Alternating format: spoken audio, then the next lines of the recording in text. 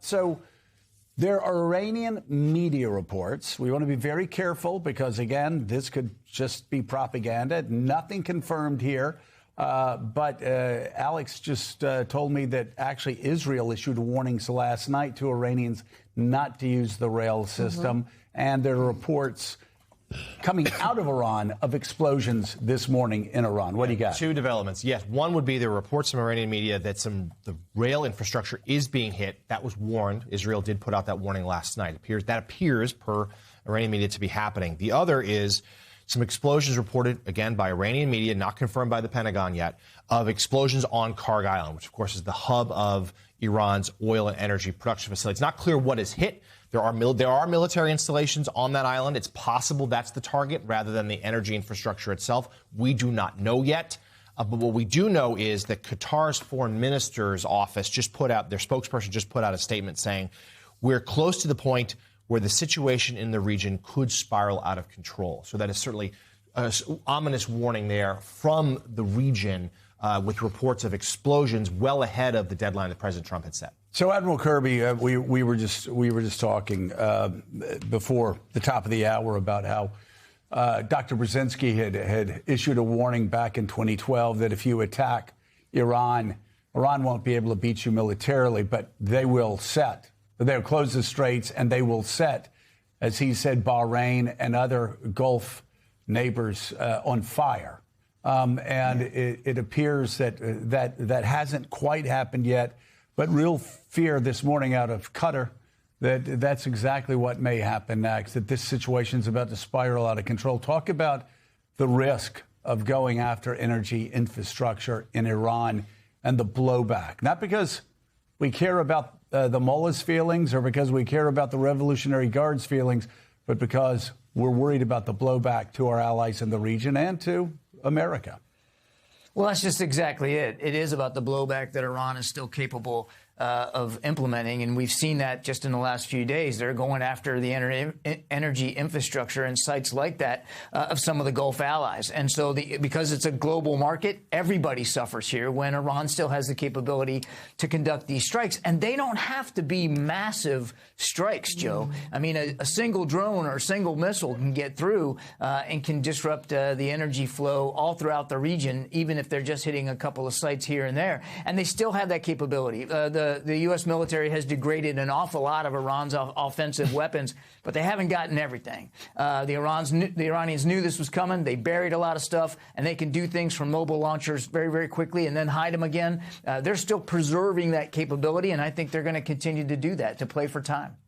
And, John, something that you brought to everybody's attention last night on our producer's text chain, the fact that the Pentagon press briefing this morning canceled. Yeah, we heard from the president and the defense secretary and the chair of Joint Chiefs of Staff yesterday in the White House. And while there, they said, OK, tomorrow morning, Tuesday morning, 8 o'clock Eastern, there'll be another Pentagon briefing. So this was announced publicly yesterday afternoon.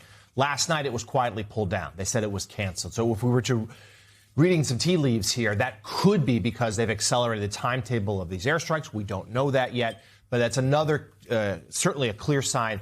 The situation is very fluid and what could be momentous day in this war. Claire, you sat on armed services. You obviously were privy to briefings for years about the costs of going after Iran and certainly after Iran's energy infrastructure and the blowback that would have on the region and possibly the United States.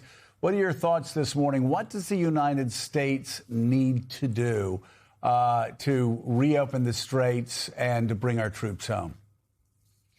Well, I think the most important thing that needs to be recognized is that the escalation is a price that will be paid primarily by Americans.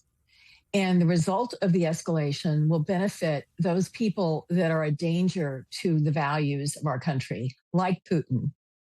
Putin is so excited. I mean, you noticed yesterday, Trump even said that his understanding of NATO came from Putin. Putin told me that NATO was a paper tiger. And by the way, somebody ought to mention here that a whole lot of our military successes in Iran are directly attributable to our ability to work out of European military bases, our bases that are based in our allies' countries because they have been our allies. So an escalation here is not smart. Really, what needs to happen is he needs to do what he always does: find something that he can say he won. Marco Rubio's given him the roadmap. We've degraded their navy. We have done this. We have done that. But as long as Iran can choke off the world's oil supplies, the Americans are going to pay the price. And he did at least mention in his press conference yesterday, Joe, does anybody believe when this is all over that United States taxpayers aren't going to be asked to pay the bill to fix this country? Does anybody believe the Straits of Hormuz will stay open if we don't use our hard-earned tax dollars and go even further into a deficit to actually fix these bridges and to fix these communities that are being decimated by our air power? So there is really no sense to the escalation whatsoever. As your guests have said, as Sullivan pointed out, a diplomatic answer here is the best answer. And he needs to find something to say he won and take the off-ramp. Take the win. Take the win. Take the off-ramp. After you strike a deal to open the straits, Mike, which of course were open before this war began. Mike,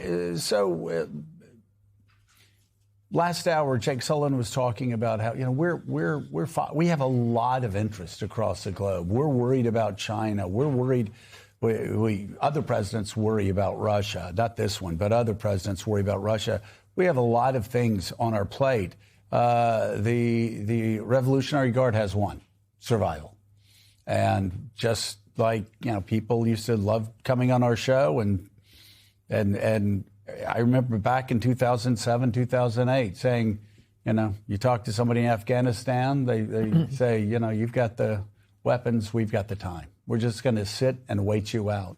And they did, because it was an existential crisis for them, just like it's an existential crisis for Iran, just like it was an existential crisis for Vietnam. They had no place to fly home to after the war. I mean, the stakes are so massive here that it seems to me, again, we've got a battle-hardened group of generals that can do whatever they can to cause maximum pain to the United States of America. And the question is, how do we get out? How do we avoid another quagmire? How do we avoid another 20 years like we had in Afghanistan or what we had in Vietnam? Well, that's well above my pay grade, Joe, to answer that question. But one thing is for certain, you can't find anyone who's going to argue the fact that this regime in Iran and Tehran deserves to be taken down, because they pose a threat not only to the Middle East, not only to the countries around them, but to the world. And they have since 1979. And it's a theocratic allegiance that they have. The Republican Guard is not your normal military. It's theocratic. They are never, ever going to give up. And Admiral, let me ask you this. You've devoted most of your life to the service of this country in the United States Navy. And the possibility that what will happen tonight at 8 o'clock, or might be going on right now, is a precursor to 8 p.m. tonight. The destruction of power plants, turning the country dark. The destruction of water facilities, turning a country desperately in need of water, unable to find water.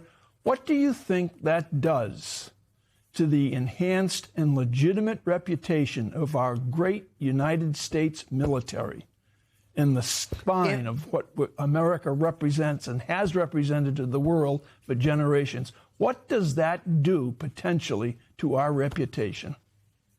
If, in fact, we indiscriminately struck civilian infrastructure that had no military use or purpose, that would constitute war crimes under both the Hague and the Geneva Conventions, and certainly that would completely eradicate any credibility that the United States has in the world in terms of our leadership and our standing.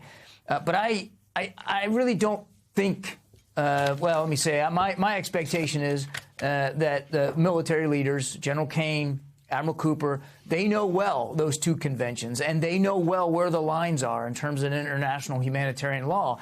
And while the political leadership, Secretary Hegseth and the president, can bluster all they want about obliterating targets and bombing them back into the Stone Ages, I'm convinced that the military leadership knows exactly how far they can go. And I suspect that if we see today or tonight, additional bombing, you'll see justification from the Pentagon about why these targets were hit and how these targets were being used to support the IRGC or military uses by the regime.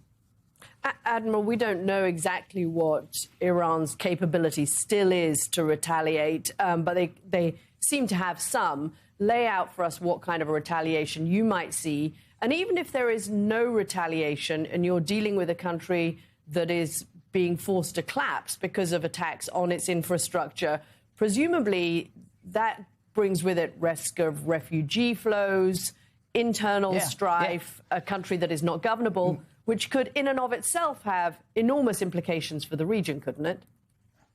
Oh, it already has, Katie. I mean, you got estimates of more than 3 million people that are internally displaced inside Iran. They're going to have to go somewhere. So that could pressurize the region for sure.